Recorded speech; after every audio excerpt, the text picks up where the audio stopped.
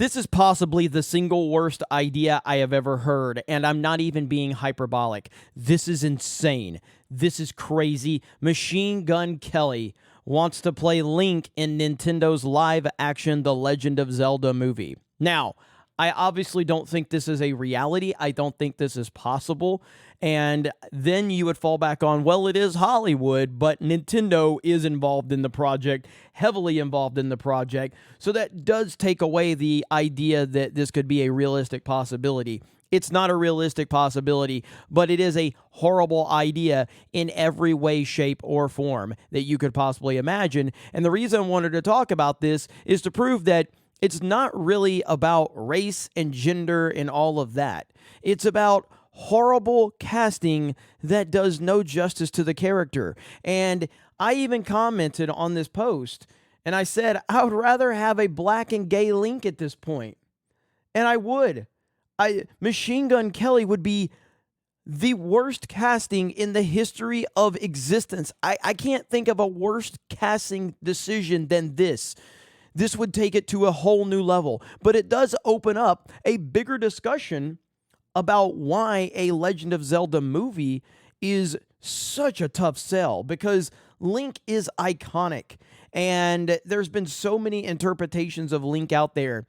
And to have a live action, I mean, it was going to be tough enough with animation, but to have a live action Link, the casting decision, this is going to be one of the most important casting decisions we have seen in a long time to the fan base, which is a massive fan base, by the way. But this will be huge. This won't be the same as an animated version, a live action Link.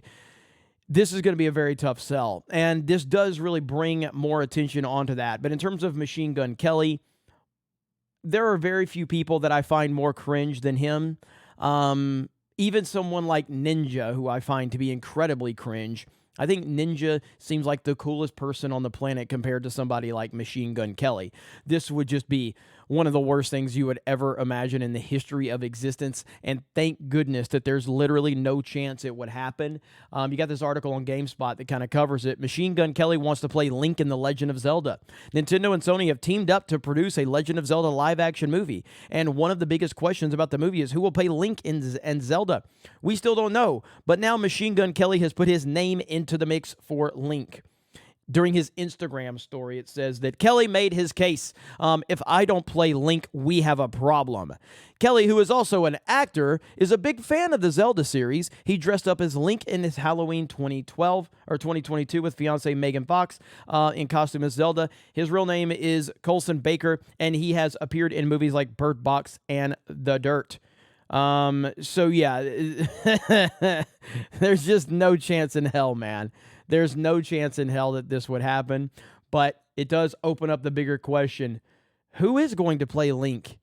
And can they even make a good casting decision with this? I'm going to tell you right now, regardless as to whoever they cast as Link, there's going to be a massive amount of backlash, more than likely. And this goes back to anything. And this is where the identity politics nonsense is so ridiculous for people that have followed this. Because, yes, when you see Netflix or Disney going out of their way to cast a non-white person in a historically white role from a comic or a iconic franchise, obviously it's ridiculous, and we all know the game that they're playing. But there's also a level of criticism that always comes with that.